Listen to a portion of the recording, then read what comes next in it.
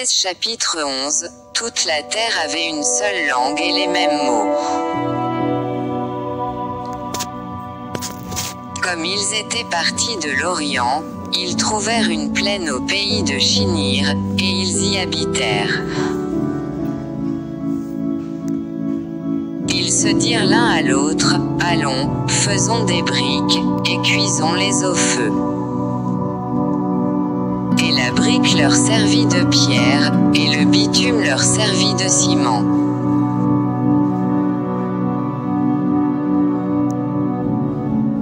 Ils dirent encore, allons, bâtissons-nous une ville et une tour dont le sommet touche au ciel, et faisons-nous un nom, afin que nous ne soyons pas dispersés sur la face de toute la terre.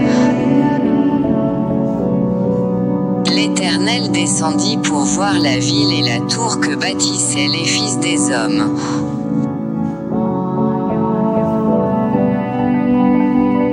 Et l'Éternel dit, voici, ils forment un seul peuple et ont tous une même langue, et c'est là ce qu'ils ont entrepris, maintenant rien ne les empêcherait de faire tout ce qu'ils auraient projeté. Allons, descendons, et la confondons leur langage, afin qu'ils n'entendent plus la langue, les uns des autres. Et l'Éternel les dispersa loin de là sur la face de toute la terre, et ils cessèrent de bâtir la ville.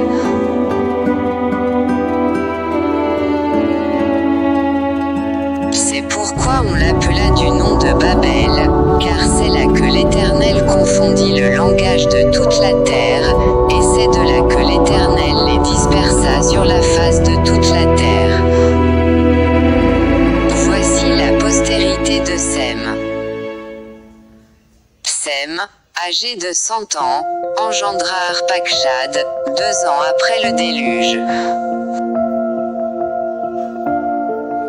Sem vécut, après la naissance d'Arpachshad, 500 ans, et il engendra des fils et des filles. Arpachshad, âgé de 35 ans, engendra Shélak. Arpachshad vécut, après la naissance de Shélak, 403 ans, et il engendra des fils et des filles. Shélak, âgé de 30 ans, engendra Héber. Shélak vécut, après la naissance d'Héber, 403 ans, et il engendra des fils et des filles. Héber, âgé de 34 ans, engendra Péleg.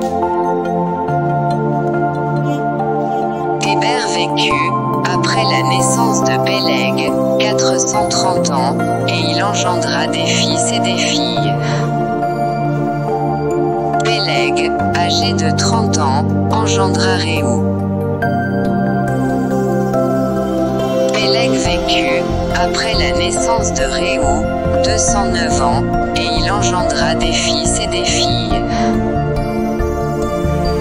Réou, âgé de 32 ans, engendra Sérug. Réou vécut, après la naissance de Sérug, 207 ans, et il engendra des fils et des filles. Sérug, âgé de 30 ans, engendra Nachor. Sérug vécut, après la naissance de Nachor, 200 ans, et il engendra des fils et des filles. Nachor, âgé de 29 ans, engendra Térar. Nachor vécut, après la naissance de Térar, 119 ans, et il engendra des fils et des filles. Térar, âgé de 70 ans, engendra Abram, Nachor et Haran. Voici la postérité de Térar. Térar engendra Abram, Nachor et Haran. Haran engendra Lot.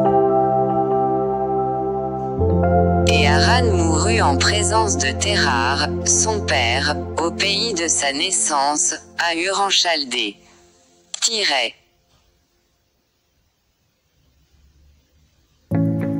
Abram et Nachor prirent des femmes, le nom de la femme d'Abram était Sarai, et le nom de la femme de Nachor était Milka, fille d'Haran, père de Milka et père de Djiska. Sarai était stérile, elle n'avait point d'enfant.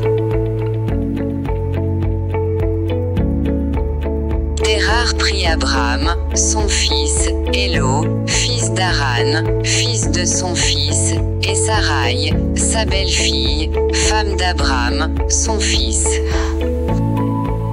Ils sortirent ensemble d'Ur en Chaldée, pour aller au pays de Canaan. Ils vinrent jusqu'à Charan, et ils y habitèrent. Les jours de Térar furent de 205 ans, et Térar mourut à Charan.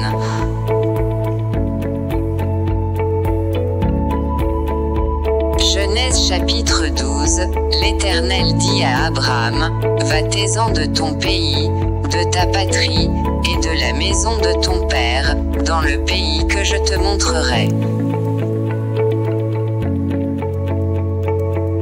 Je ferai de toi une grande nation, et je te bénirai, je rendrai ton nom grand, et tu seras une source de bénédiction. Je bénirai ceux qui te béniront, et je maudirai ceux qui te maudiront, et toutes les familles de la terre seront bénies en toi. Abram partit, comme l'Éternel le lui avait dit, et Lot partit avec lui. Abram était âgé de 75 ans, lorsqu'il sortit de Charan. Abram prit Sarai, sa femme, et Lot, fils de son frère, avec tous les biens qu'ils possédaient et les serviteurs qu'ils avaient acquis à Charan.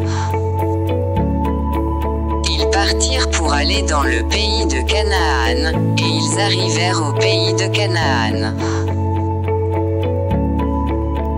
Abram parcourut le pays jusqu'au lieu nommé Sichem, jusqu'aux chênes de Morée.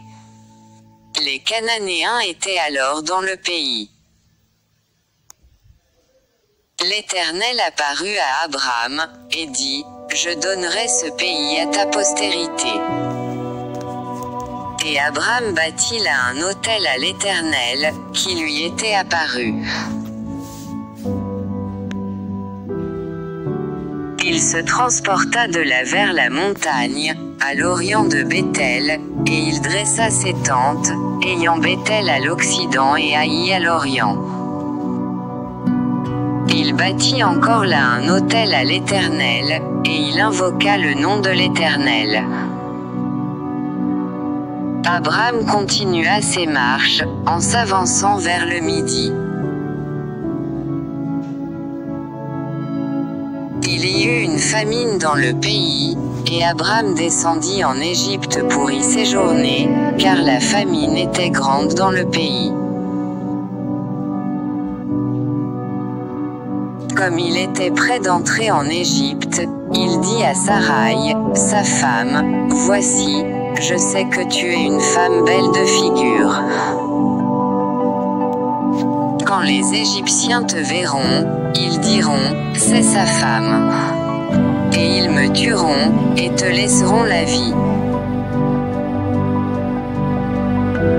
Dis, je te prie, que tu es ma sœur, afin que je sois bien traité à cause de toi, et que mon âme vive grâce à toi. Lorsqu'Abram fut arrivé en Égypte, les Égyptiens virent que la femme était fort belle. Les grands de Pharaon la virent aussi et la vantèrent à Pharaon, et la femme fut emmenée dans la maison de Pharaon.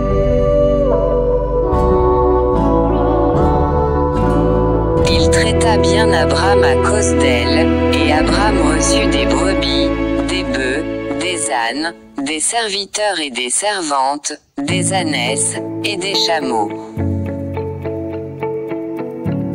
Mais l'Éternel frappa de grandes plaies Pharaon et sa maison, au sujet de Sarah.